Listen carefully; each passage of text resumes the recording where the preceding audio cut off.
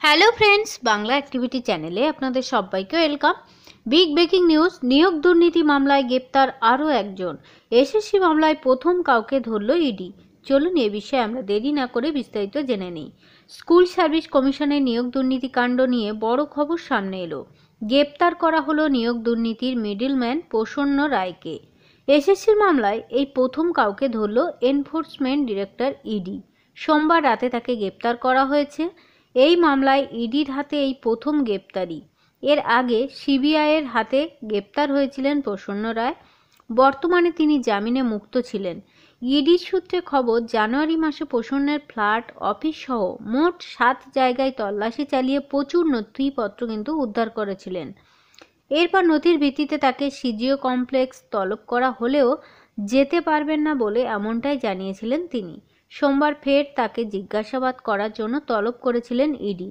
সকালে তিনি সিজিওতে এসে হাজির হলেও জিজ্ঞাসাবাদে সন্তুষ্ট না হওয়ায় তাকে গ্রেপ্তার করা হয়। ইডি এবং সিবিআই সূত্রে খবর, নামে বেনামে কমপক্ষে 80টির উপর সংস্থা রয়েছে প্রসন্নের। এছাড়া তার স্ত্রী এবং নিজের নামে রয়েছে বিপুল সম্পত্তি। তার কিছু রয়েছে বিধাননগর, নিউ টাউন, বাকি শহরের অন্যান্য জায়গায়। এর আগে ইডি প্রাথমিকের দুর্নীতি মামলায় তদন্ত করেছিল। প্রসন্নের ফ্ল্যাট সূত্রে খবর যে এসএসসি মামলায় তদন্ত সক্রিয় হয়েছিল তারা। এবার এই মামলায় প্রথম গ্রেপ্তার করল ইডি। প্রসঙ্গত উল্লেখ্য, স্কুল সার্ভিস কমিশনের নিয়োগ দুর্নীতি মামলায় প্রসন্নের বিরুদ্ধে অভিযোগ ছিল তিনি উপদেষ্টা কমিটির প্রাক্তন প্রধান শান্তি প্রসাদ সিংয়ের ঘনিষ্ঠ একজন ছিলেন। তিনি একজন মিডলম্যান। রাজ্যের প্রাক্তন শিক্ষামন্ত্রী পার্থ চট্টোপাধ্যায়ের সঙ্গেও তার যোগাযোগ ছিল বলে জানা গিয়েছিল সিবিআই সূত্রে।